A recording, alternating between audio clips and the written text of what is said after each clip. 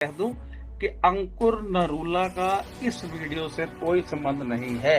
यानी जो वैष्णो माता के खिलाफ बोला गया उसमें अंकुर नरूला का कोई संबंध नहीं है। आज सोशल मीडिया पे जो कोई बेकार मुंह उठाता है, मशहूर होने के चक्कर में फलाने ने ये बोल दिया, ढमकाने ने देवी के खिलाफ बोल दिया, तो हमें मजबूर ना करो कि हम लॉ का सहारा लें और तुम्हारे पीछे लग जाएं। फिर है एक वीडियो में लोग मुझे बोल रहे थे, कह रहे देखो जी आपको चमत्कारी बाबा कह रहा। मैंने कहा कहने दे बाबा बोल रहा है, बोलने दे, इसको ये नहीं पता है मैं कौन हूँ, कोई बात नहीं, इसको पता नहीं। और वो तो सबको जय मसीह की। कैसे आप सब? आशा करता हूँ बहुत अच्छे होंगे, प्रार्थना दुआ में होंगे और परमेश्वर के कामों में लगे होंगे। मेरे भाई बहनों, आज हम फिर उसी मुद्दे पे बात करना चाह रहे हैं जो आज हमारे भाइयों के साथ या किसी भी व्यक्ति के साथ जब आरोप लगते हैं और वो उसे सिद्ध नहीं कर पाता कि वो किसी का धर्म या किसी का जीवन बदल सकता है। तो इस वीडियो को देखिए कि इसमें कितनी ताकत है, आपको पता पड़ेगा।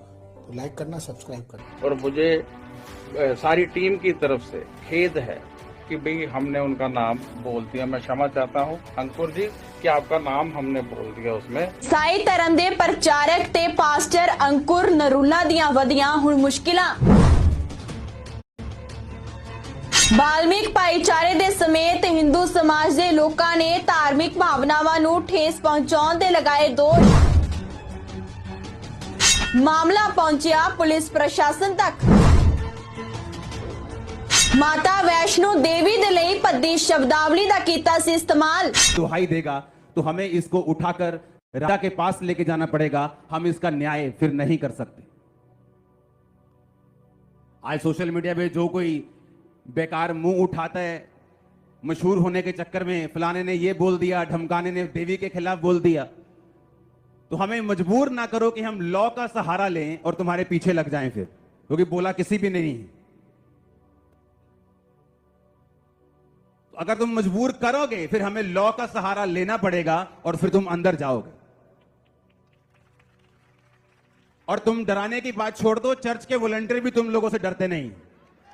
आज सुबह 4 बजे पवित्र आत्मा ने मुझे कहा, कह रहे हैं कि बहुत सारे लोग चमत्कार को देखना चाहते हैं तेरे चर्च में।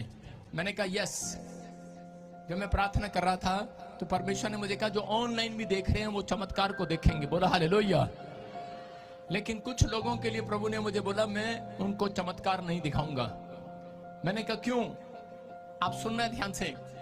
5 उंगलियां, इनमें से एक उंगली कीमती है कि नहीं? आपको पता है सबसे प्यारी उंगली परमेश्वर को कौन सी पसंद है? कौन सी पसंद है? ये चिच्ची उंगली सबसे छोटी उंगली है कि नहीं? ये अंगूठा भी लड़ता है, कह रहा है ये घमंड करता है मेरे बिना पैसा नहीं मिलता, बूढ़ों को अंगूठा लगाना पड़ता है। और ये लड़ती है, कह रही मैं बड़ी, ये कहती मैं बड़ी, ये लड़ती है, ये कहती मेरी देखो मैं सबसे ज्यादा पैसे वाली हूँ, इस उंगली में देखो अंगूठी इसी में आती है। नहीं, ये लड़ती है आपस में। लेकिन ये छोटे वाली क्या बोलती है? कह रही आपको पता है तुम लड़ते रहो, लेकिन सबसे पहले भगवान के सामने मेरा ही नंबर आता है। आता है क्या नहीं? तो परमेश्वर ने मुझे कहा, कह रहे कि मैं कुछ लोगों को चमत्कार नहीं दिखाऊंगा। कौन है वो लोग? चिच्ची उंगली।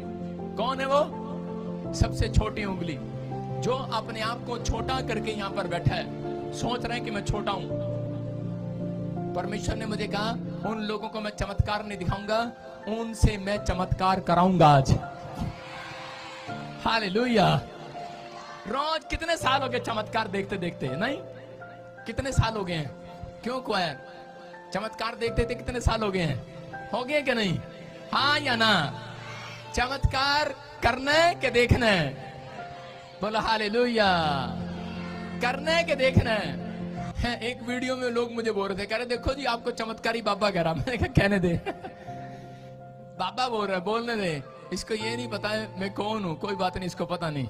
और वो देखा आप सबने किस तरह से आज किसी की मदद करना और किसी के साथ अच्छा व्यवहार करना, उसका नया नया नाम दिया जाता है। मैं नहीं जानता कि धर्मांतरण क्या होता है, मैं नहीं जानता कि लोग क्यों इस पर अपना आक्रोश और अपना गुस्सा दिखाते हैं। मेरे भाई बहनों, आप किसी भी चीज़ को जब तक परखते नहीं हो, जब तक दुनिया में उसे खरीदते नहीं हो, उसे अपनाते नहीं हो, चाहे वो आपका पत्नी का रिश्ता हो, चाहे आपके पुत्र या पिता का रिश्ता हो, आप सबको प्रतिदिन परखते हो। जब हम एक इलाज कराते हैं अपना ठीक करवाने के लिए, अपने शरीर में कोई रोग को, तो हम डॉक्टर को परखते हैं। हम उस इलाज के लिए नाना प्रकार के टेस्ट कराते हैं, परंतु उसके बाद भी हमें यकीन जब होता है, जब हम ठीक हो जाते हैं कि हाँ, हम उस डॉक्टर के द्वारा ठीक हो गए। जब हमारी कोई सहायता करता है, जब हम भूखे होते हैं हमें कोई रोटी खिलाता है, या हमें पानी पिलाता है, या हमें परदेसी है तो हमें अपने घर में ठहराता है, या हम नंगे होते हैं तो हमें कपड़े पहनाता है, तो इसका क्या मतलब है कि हम उसका एहसान ना माने, कि हम उसके खिलाफ उंगली उठा ले कि इसने हमारे बुरे वक्त में क्यों साथ दिया, इसने हमारा नंगा शरीर को क्यों ढक दिया, इसने हमें अपने घर में क्यों ठहरा लिया, क्योंकि इसकी गरज थी। मेरे भाई बहनों, आज ये उदाहरण मैं इसलिए दे रहा हूँ कि वचन में लिखा है कि अगर मदद करना किसी के खिलाफ है, किसी के जीवन में अगर उससे तकलीफ होती है, या समाज में या कोई भी मज़हब को तकलीफ होती है, तो मैं उसका उल्लेख करवाना चाहता हूँ और उनसे पूछना चाहता हूँ कि अगर ईसा मसीह मदद करता है, प्रभु यीशु मसीह हमें मदद करना सिखाता है, तो हम क्या गुनाह करते हैं? हमने किसी का धर्म नहीं बदला है। आज ये आरोप लगते हैं, कोई सर्टिफिकेट, कोई नाम, कोई प्रूफ अगर आपके पास है तो आप कोर्ट जाएं। ऐसी अफवाह ना फैलाएं, ऐसी मीडियाओं में खबरें ना फैलाएं कि ईसाई समाज वो धर्म परिवर्तन करता है। कोई किसी का धर्म परिवर्तन नहीं कर सकता। धर्म परिवर्तन करने के लिए धर्म होना चाहिए, इंसानियत होना चाहिए कि हम किसी का दुख देखकर, हम किसी की तकलीफ देखकर अपने जेब से उसको वो पैसा दे दें। ये होता है धर्म परिवर्तन। जो हमारा धर्म है हम उसको परिवर्तन कर लेते हैं किसी और के लिए। उसी प्रकार कोई भूखा होता है तो हम अपना रोटी उसको दे देते हैं। तो हमने हमारे हृदय को बदला, हमारे मन को बदला कि हम आदि खा के भी जी सकते हैं। यही सच्ची शिक्षा है, यही परमेश्वर का न्याय है जो हमें सिखाया गया है। परंतु जब हम प्रार्थना दुआ करते हैं, ये सारे मज़हब में किया जाता है, हर जगह किया जाता है। कोई मंदिर में करता है, कोई गिरजाघर में करता है, कोई दरगाहों पे करता है, कोई अपने घर में करता है। परंतु अगर माथा टेक कर, हाथ जोड़कर या आँख बंद कर प्रार्थना करके किसी के लिए दुआ पढ़ना, दुआ फूकना या आशीर्वाद देना या उससे ब्लेसिंग करना गुनाह होता है, तो उस गुनाह को आप साबित करें।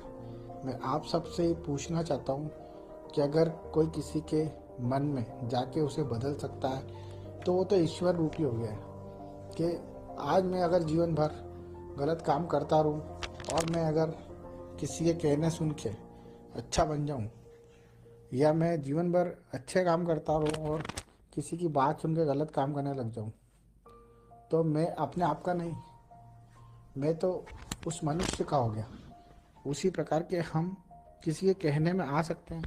आज अगर हम हमारी संपत्ति किसी को देने की बात करते हैं, अगर हम अपने एक मकान को, अपने जेवरों को देने की बात करते हैं, तो हम 100 बार सोचते हैं कि हम क्यों दें उसे, वो हमारा क्या लगता है, वो हमारा कौन है। तो जब हम ये सब कुछ जान करके करते हैं, हमको पता होता है कि हमारे वो चीज़ काम की है कि नहीं है, हमें अपनी सुरक्षा के लिए रखना पड़ती है। पर जब ऐसी बातें होती है तो गरीबों को, दलितों को, बीमारों को, इन सबको लाया जाता है और ये बोलता है कि इनका धर्म परिवर्तन कर दिया। वो भी ईसा मसीह के द्वारा, ईसाहियत के द्वारा, क्रिश्चियनिटी के द्वारा। ये सब चीज़ें मैं झूठ और झूठ ही कहूँगा, क्योंकि आज अगर मैं किसी की बुराई करता हूँ तो मैं भला इंसान नहीं हूँ। मुझे पहले हर एक चीज़ को जानने का अधिकार है। जब हम आम खाते हैं तो हमें उसका स्वाद पता होता है, जब हम कड़वा खाते तो हमें पता होता है कि वो कड़वा है कि मीठा है। परंतु अगर आप लोगों की बातों में और लोगों के कहने में आके सब कर रहे हो तो ये गलत कर रहे हो, क्योंकि ऐसे करने से ना आपका जीवन चलेगा, ना आपका घर चलेगा, ना आपका परिवार पलेगा। ये सब छोड़ दें, ईश्वर का नाम लें और प्रार्थना